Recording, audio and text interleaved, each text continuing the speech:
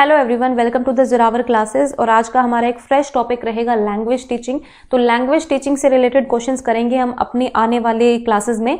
और मतलब इससे पहले एक नंबर नोट कर लीजिए 8638008832। ठीक है, this is the WhatsApp number of Zorawar classes. आप अपना नाम लिख के यहाँ पर मैसेज कर सकते हैं, आपको ग्रुप में ऐड कर लिया जाएगा। और ये नंबर मैं इसीलिए रिपीट करती हूँ, मतलब हम सभी इसलिए रिपीट करते हैं क्योंकि जो बच्चे नए जुड़ते हैं उनको पता चलता रहे। ठीक है, व्हाट्सएप नंबर है ये।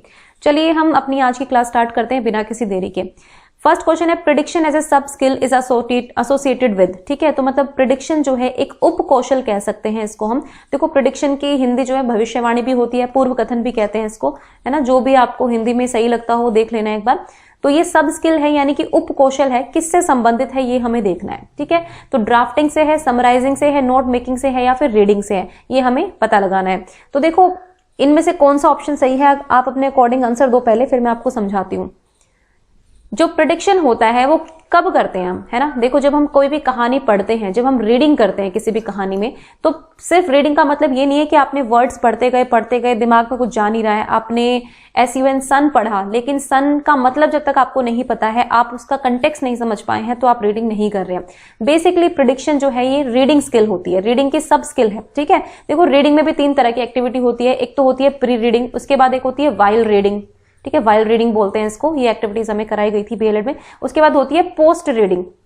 ठीक है, पोस्ट रीडिंग। ये तीनों चीजें अलग अलग हैं। प्री रीडिंग होती है जब हम रीडिंग स्टार्ट करने से पहले एक बार थोड़ा सा कंटेक्स्ट पता करते हैं बच्चों का, कि उनको जो टॉपिक हम आज रीड करने वाले हैं, जो भी कहानी पढ़ने वाले हैं, उसके बारे में बच्चे क्या जानते हैं, आप उनसे निकालने की कोशिश करते हैं। उसके बाद वाइल रीडिंग, जब रीडिंग के दौरान एक्टिविटीज कराई जाती है, तो ये रीडिंग के दौरान जो है प्रिडिक्शन ये रीडिंग के दौरान कराई जाती है। ठीक है, आपने सपोज आप कहानी पढ़ाते पढ़ाते आप पोज कर दिया आपने, है ना, रोक दी कहानी। अब पूछा बच्चों से, अच्छा बच्चा बताओ अब क्या होने वाला है कहानी में। सपोज कोई भी कहानी है, कोई भी XYZ आप कहानी ले रहे हैं, तो ये प्रिडिक्शन जो है आप बच्चों से पूछेंगे। ठीक है, या फिर हम भी जब रीडिंग करते हैं तो हम रीडिंग करते करते सिर्फ डम बन कर नहीं बैठते, हम सोचते हैं कि अब क्या होने वाला है कहानी में, अब क्या होने वाला है।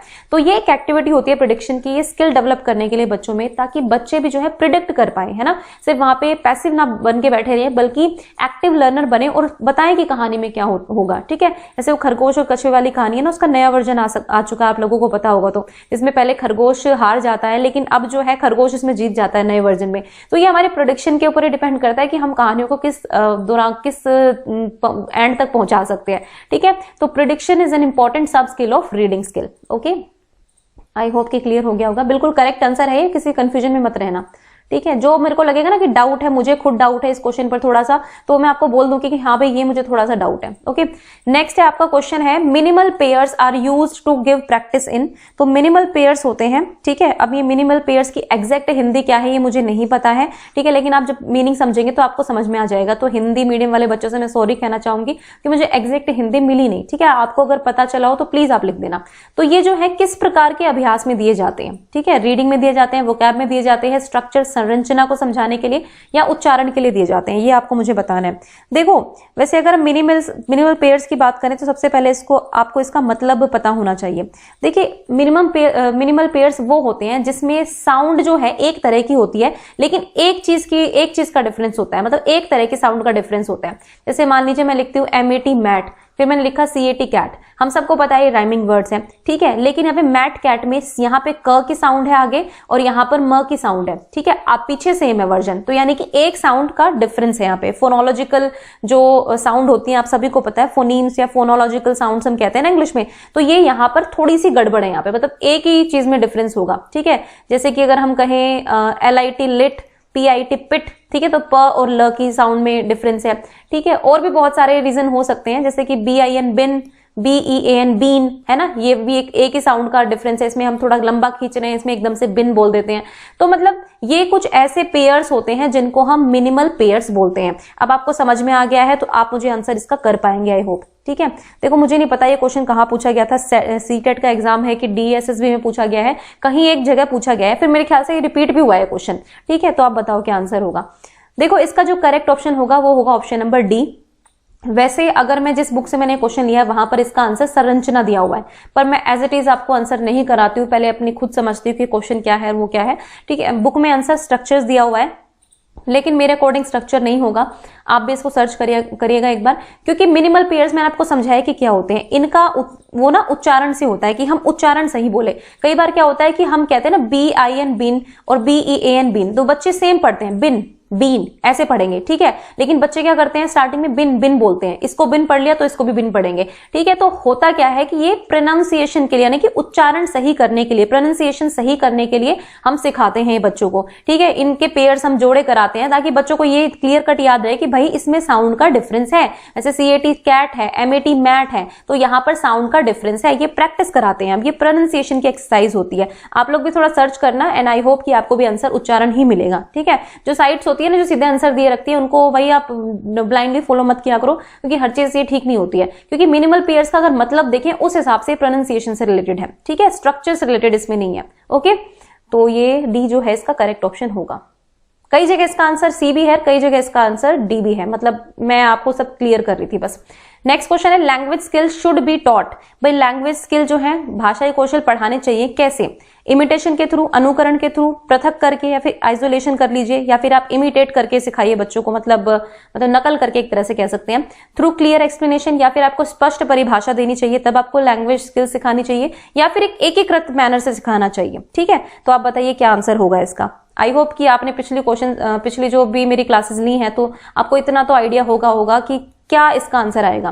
देखो इसका जो सही ऑप्शन होगा वो होगा ऑप्शन नंबर डी, एकीकृत तरीके से। मैंने आपको पहले भी बताया था कि हम लैंग्वेज को जो है दूसरे सब्जेक्ट से या फिर किसी और कंटेंट से अलग नहीं कर सकते हैं। अगर आप EVS की क्लास में भी पढ़ा रहे हैं, अगर आप मैथ्स की क्लास में भी पढ़ा रहे हैं, आप सपोज SST की क्लास भी पढ़ा रहे हैं, तो भी आपकी लैंग्वेज तो यूज हो रही है ना। तो लैंग्वेज की कुछ स्किल्स आप वहां पर भी साइड बाय साइड सिखा सकते हैं बच्चों को। जरूरी है कि सिर्फ हम SST में ही ध्यान देंगे। हालांकि पहले टीचर्स बोलते थे ना कि भाई साइंस में लैंग्वेज की जरूरत नहीं होती, जैसा तैसा लिख दो, अगर तुम थोड़ा बहुत फैक्ट समझा पा रहे हो टीचर को तो बस नंबर पूरे मिल जाएंगे।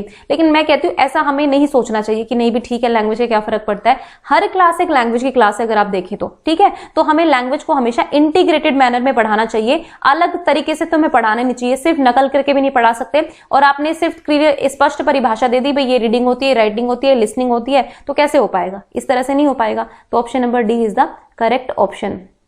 नेक्स्ट क्वेश्चन देखते हैं। A teacher gives many sentences and ask her students to arrange them into a letter using appropriate connectors। तो भाई जो टीचर है उसने बहुत सारे सेंटेंसेस दे दिए और कनेक्टर्स दिए, ठीक है, कोई भी कनेक्टर हो सकता है, एंड विद जो भी है। The skills them is chiefly involve, एक मिनट ये थोड़ा सा गलत हो गया, the skill which is chiefly involve in this task, ठीक है। इस जो स्किल इसमें बहुत इन्वॉल्व है, बहुत मुख्य रूप से, वो क्या है वो आपको बताना है, ठीक है। कि भाई देखो हमें दिए क्या है, सेंटेंस दिए हैं, सेंटेंसेस हमें कनेक्टर्स दे दिए, कुछ भी कनेक्टर्स हो सकते हैं। तो कनेक्टिंग वर्ड जो है आपको सेंटेंस जो है अरेंज करने एक तरह से ना, उनको अरेंज करना है एक प्रॉपर ऑर्डर में ताकि उनका प्रॉपर मीनिंग निकल पाए। तो बताइए क्या होगा इसमें? हम कलेक्ट इन्फॉर्मेशन करेंगे, एक्सपेंडेड नोट्स करेंगे, ऑर्गेनाइजिंग करेंगे, रीराइटिंग करेंगे। देखिए इसका जो करेक्ट ऑप्शन होगा वो होगा ऑप्शन नंबर सी, ऑर्गेनाइज करेंगे, ठीक है। आप मेंटल इमेजेस भी बना सकते हैं, यहाँ पर आप वर्ड्स को देखकर भी बना सकते हैं कि हाँ भाई ये वर्ड्स है हमारे सामने, ये कनेक्टर्स हैं, ये सेंटेंस है, तो इसका मीनिंग क्या होगा। फिर प्लस आपको मीनिंग भी निकालना आना चाहिए यहाँ पर। इन सब के लिए आपको ऑर्गेनाइजेशन स्किल्स आनी चाहिए, तभी आप इसको ऑर्गेनाइज कर सकते हैं, ठीक है। रीराइट का मतलब होता है सिर्फ आपने दोबारा से लिख दिया, उसमें समझने वाली चीज की ज्यादा वो नहीं होती है। ऑर्गेनाइजेशन करने में आपको देखना पड़ता है कि कौन सी चीज पहले आएगी। Which of the following is not a study skill, ठीक है, कौन सी इनमें से स्टडी स्किल है ये आपको बताना है। तो राइटिंग फॉर्मल रिपोर्ट्स, औपचारिक रिपोर्ट लिखना, नोट्स बनाना, ठीक है, ये नोट्स बनाना होगा।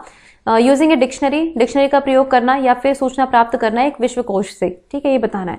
तो देखो जो इसका करेक्ट ऑप्शन होगा वो होगा ऑप्शन नंबर ए। इसमें आप फॉर्मल रिपोर्ट्स लिख रहे हैं, आप इसमें कुछ सीख नहीं रहे हैं, आप यहाँ पर स्टडी नहीं कर रहे हैं, इन तीनों में आप स्टडी कर रहे हैं, ओके। तो option number A is the correct option. Next question देख लेते हैं। The language skills that can not be assessed through a traditional pen paper test. तो भाई जिसको हम पेन पेपर टेस्ट से असेस नहीं कर सकते हैं, उसका मूल्यांकन या आंकलन नहीं कर सकते हैं, वो कौन सी लैंग्वेज स्किल्स हैं? 4 लैंग्वेज स्किल्स आपको पता ही है, LSRW, ठीक है, listening, speaking, reading and writing. तो बताइए कौन सी स्किल है जिसको हम ट्रेडिशनल अप्रोच से नहीं टेस्ट कर सकते हैं, ठीक है। तो देखिए ये होंगी आपकी लिसनिंग एंड स्पीकिंग, यानी कि सुनना और बोलना। इसमें आपको पेन पेपर टेस्ट की जरूरत नहीं है, ये आपको एक्टिविटी बेस्ड मेथड से आप इसको करा सकते हैं। आजकल तो बहुत सारे ASL मेथड है 9th-10th वालों के लिए, तो बहुत सारे तरीके हैं जिनके थ्रू आप लिसनिंग और स्पीकिंग का जो है असेसमेंट कर सकते हैं। तो option number A is the correct option. Next देखते हैं। Pre reading task are meant for मतलब प्री रीडिंग टास्क किस लिए कराए जाते हैं, मैंने आपको भी समझाया था ना प्री रीडिंग टास्क के बारे में। तो बताइए, evaluating the reading skills of the learner, उनकी रीडिंग स्किल्स को जांचने के लिए, giving the meaning of difficult words, यानी कि मुश्किल शब्दों और वाक्य का अर्थ देने के लिए, या फिर मुख्य विचार को प्रस्तुत करना और शिक्षार्थियों को प्रेरित करना उसके लिए, या फिर पाठ पढ़ाते समय व्याकरणिक एकांश का बताना, मतलब ग्रामेटिकल आइटम्स को बता देना एकदम से, है ना, रीडिंग करने से पहले। तो क्या इसका सही आंसर होगा? देखिए, जो इसका करेक्ट ऑप्शन होगा वो होगा ऑप्शन नंबर सी। मैंने कहा था कि आपको थोड़ा सा हम कंटेक्स्ट बताते हैं एक तरह से लर्नर्स को कि क्या हम पढ़ने वाले हैं, साथ ही साथ हम उनके बारे में भी जानते हैं कि उनको कितनी नॉलेज है उस चीज के बारे में। तो मेन आइडिया तो हम बता ही देते हैं कि हाँ भाई चैप्टर इसके ऊपर है, ये पार्ट है आपका, इस तरह से हम पढ़ने वाले हैं। और मोटिवेट भी हो जाते हैं बच्चे, है ना, जब उनको पूछते हैं कि आपको पता है, आपने कभी नाम सुना है इन चीजों का, तो और ज्यादा मोटिवेट भी होते हैं। तो option number C is the correct option.